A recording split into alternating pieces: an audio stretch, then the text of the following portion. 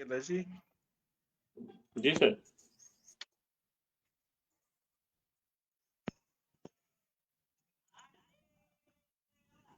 Live है sir. Okay दोस्तों नमस्कार। मैं आपका दोस्त और होस्ट मोहन नेवरिया जागो लोधी समाज की इस पटल पे आप सभी का स्वागत करता हूं। हमारे साथ हमारे जागो लोधी समाज ग्रुप के एडमिन श्री विजय सिंह लोधी जी हैं।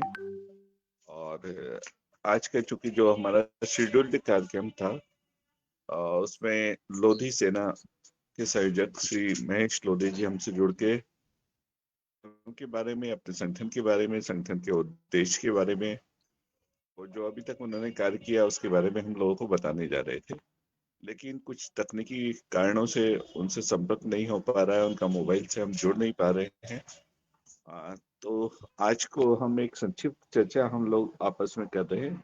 वो ये कि कोरोना काल के दौरान जागो लोधी समाज ने मुलाकातें संवाद जो कि रविवार को सुबह 10 बजे हम लोग प्रसारित करते हैं और शनिवार को लोधी शौर्य गाथा 9 बजे से रात्रि 9 बजे से 10 बजे तक, इन दोनों कार्यक्रमों में अभी तक हमने कुछ जिन लोगों को बुलाया, जिस तरह की जानकारी आई उसको लेके एक छोटी सी समीक्षा और कैसा रहा हम लोगों का अनुभव, उस पे हम लोग आपसे चर्चा कर रहे हैं, आपको उससे और ले आ रहे हैं। अगर इस बीच में श्री महेश लोधी जो कि लोधी सेना के संयोजक है कहता है वो जुड़ जाते हैं हमसे, बातचीत का हम प्रसारण करेंगे, उनसे बातचीत को हम लोग आप लोग के सामने लाएंगे।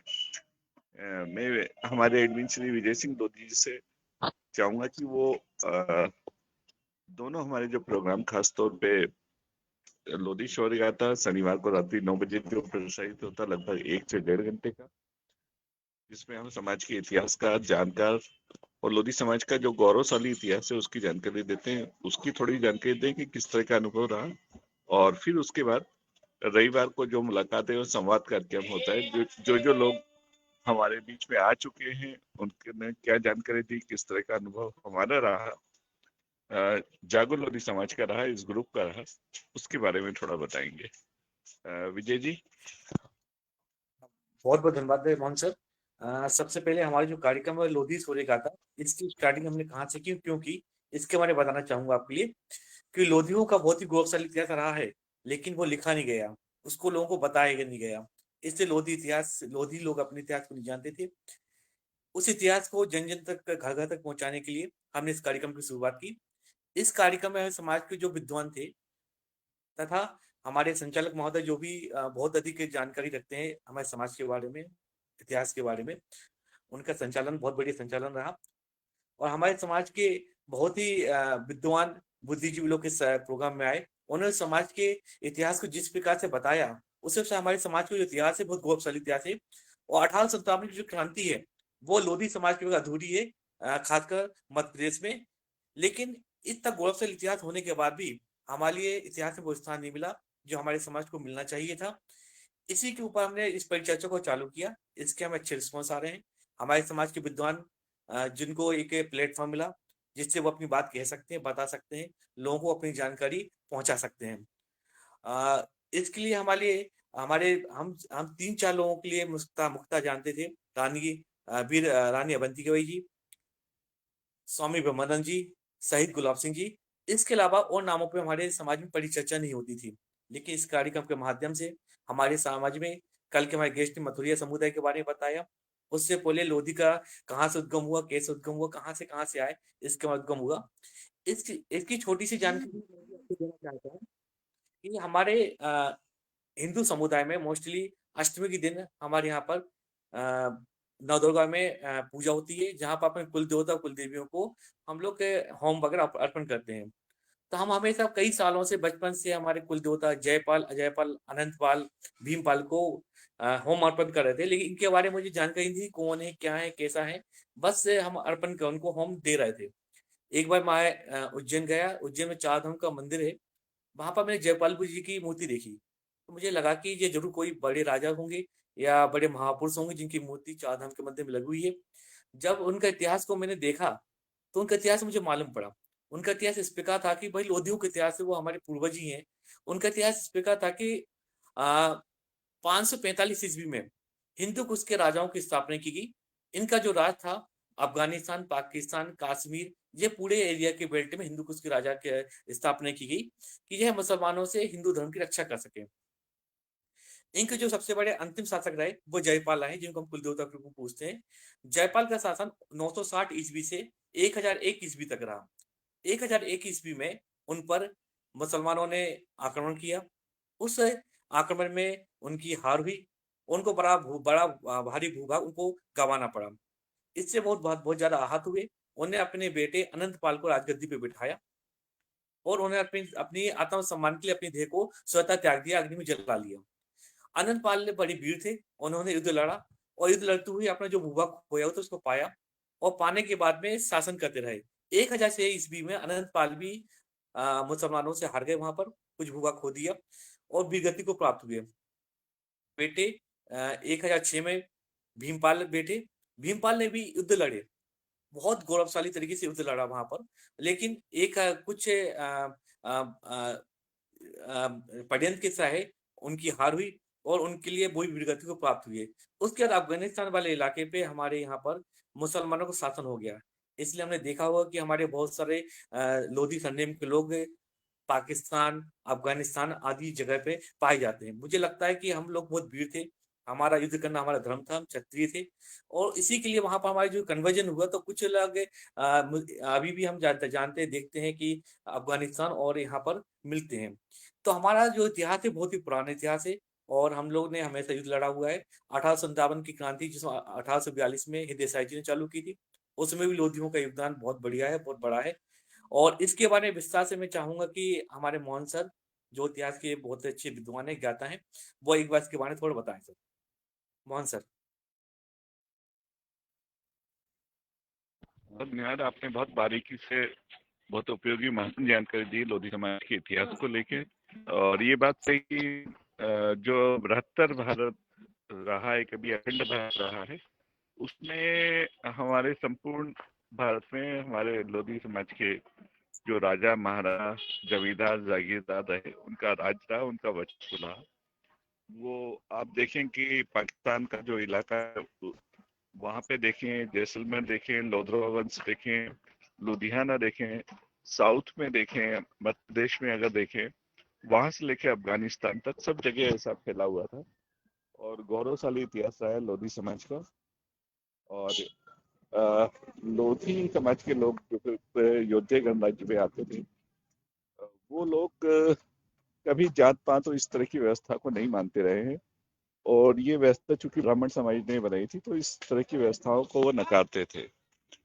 और वैसे भी ज्यादातर व्यवस्थाएं, अगर आप एससी की बात करें, एसटी की बात करें, ओबीसी की बात करें, ये सारी व्यवस्थाएं अंग्रेजों के शासन के बाद आजाद भारत में वो छोड़ के गए हैं। और छुआछूत और ये सब चीजें भी अंग्रेजों ने बढ़ चढ़ के बनाई थी, एक ऐसी तरह की जातियों के बारे में प्रोपेगेंडा करके, क्योंकि छुआछूत वगैरह ऐसा कुछ होता नहीं था की चीजों को लाए, क्योंकि उन्हें सभी लोगों के बीच में एक समाज में इस तरह का बिखराव करना था, उनके बीच में डिवाइड एंड रूल्स। ये सब चीज देश की आजादी बोल रहा है, इसीलिए हम लोग ट्राइब में आए। इसी स्थिति में आज भी जो 1952 का है चलो रिपील नहीं हुआ है, तो पूरे देश में आज भी कानूनन लोधी समाज आदतन अपराध की श्रेणी में आता है। और ये लोगों को ये रिपील तो कराना है, लेकिन ये बताता है कि देश की आजादी में हमारा कितना बड़ा योगदान था। हमारे समाज के राजा महाराजा जमींदार जागीरदार 3-3 4-4 पीढ़ी उन लोगों की कुर्बान हो गई एक साथ, और तब जाके आजादी मिली है। तो इसका लाभ, इसका कुछ भी आप जानते ही होंगे कि कुछ लाभ हमको नहीं मिला।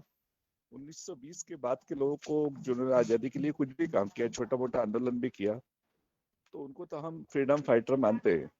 लेकिन उससे पहले के जिन लोग हैं जिनका बहुत बड़ा इतिहास रहा, बहुत बड़ा काम किया है, जिन्होंने राजपाट अपना गंवा दिया और इसके साथ ही दूसरी चीजें भी की कि अपनी जानें कुर्बान कर दी, 1842 का मुंडेला विद्रोह देख लें, 1857 का प्रथम स्वतंत्रता संग्राम सेना युद्ध देख लें, कुछ भी देख लें, आप देखेंगे बहुत बड़ा योगदान रहा है, लेकिन उनको फ्रीडम फाइटर का दर्जा नहीं है, ये लाभ नहीं मिल रहा है।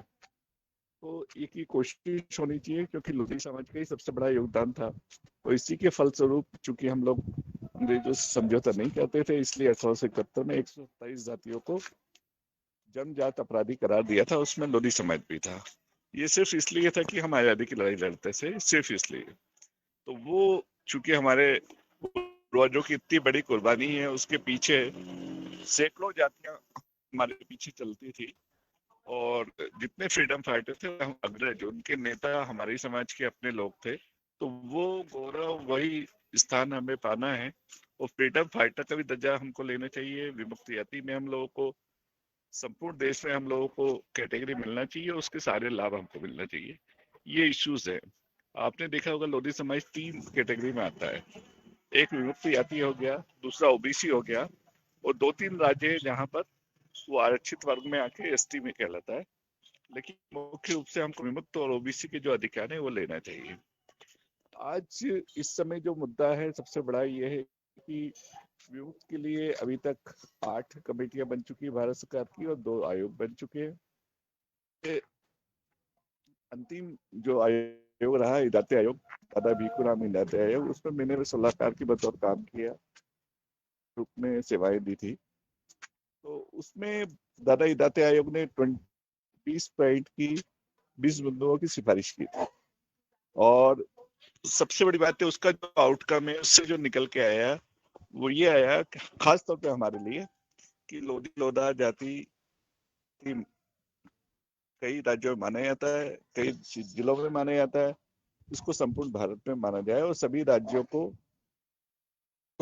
जो सेक्रेटरी है सामाजिक न्याय के भारत सरकार के, उन्होंने सभी राज्यों के चीफ सेक्रेटरी को, केंद्र शासित प्रदेशों के प्रमुखों को ये लेटर लिखा है, सूची भेजी कि आपके अभी ये विमुक्त जाति, ये घुमंतु जाति, ये अर्धघुमंतु जाति है, और विमुक्त जाति की श्रेणी में समाज को जोड़ा जाए, और उसकी नई सूची भेजी जो दादा इदाते आयोग ने सिफारिश की थी अलग अलग राज्यों के लिए। तो एक ये मसला है। पिछड़ा वर्ग का भी एक मसला है जिसपे लोधी समाज को ध्यान देने की आवश्यकता है, क्योंकि आप देखेंगे अभी लगातार जो पॉलिसी बदल रहे हैं, ये केंद्र सरकार हो,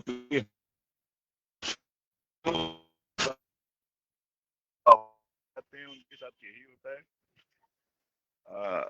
अब ये हुआ है एमपीपीएससी की अगर बात करें तो हमारे यहाँ एक मसला ये हुआ है कि 22 दिसंबर को अभी पिछले महीने रिजल्ट आया मध्य प्रदेश लोक सेवा आयोग का।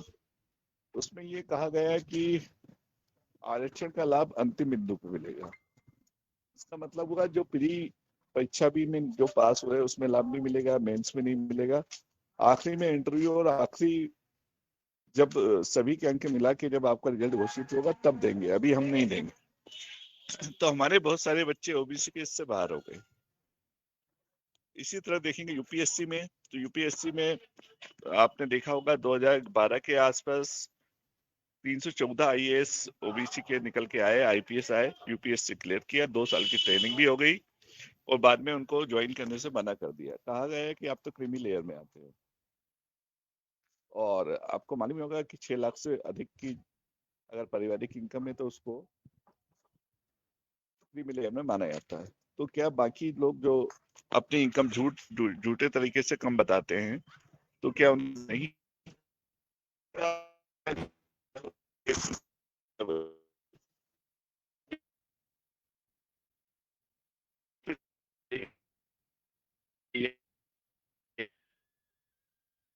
इसके साथ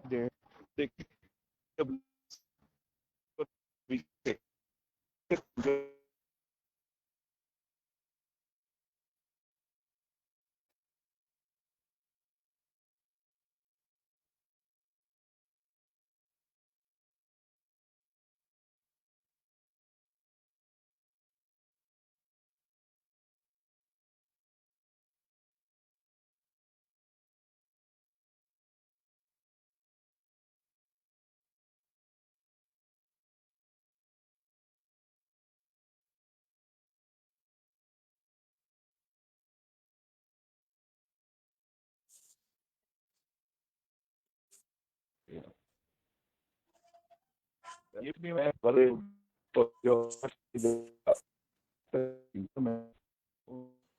हेलो सर, नहीं हो पा रहा है, वो मोबाइल में कुछ इश्यू है।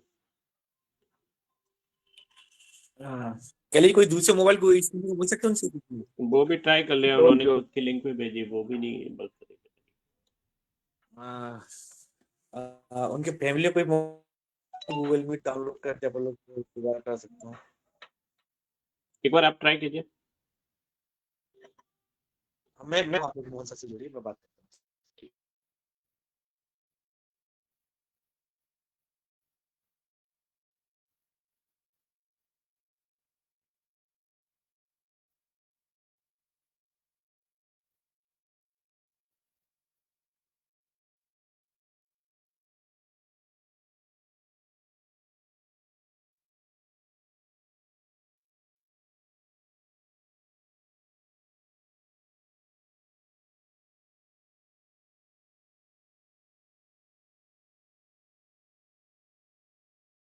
मतलब क्या समझ ये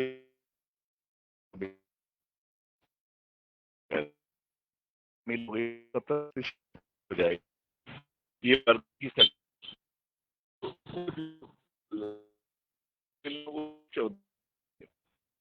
इसका सही है कि आ जाएगी जो हेलो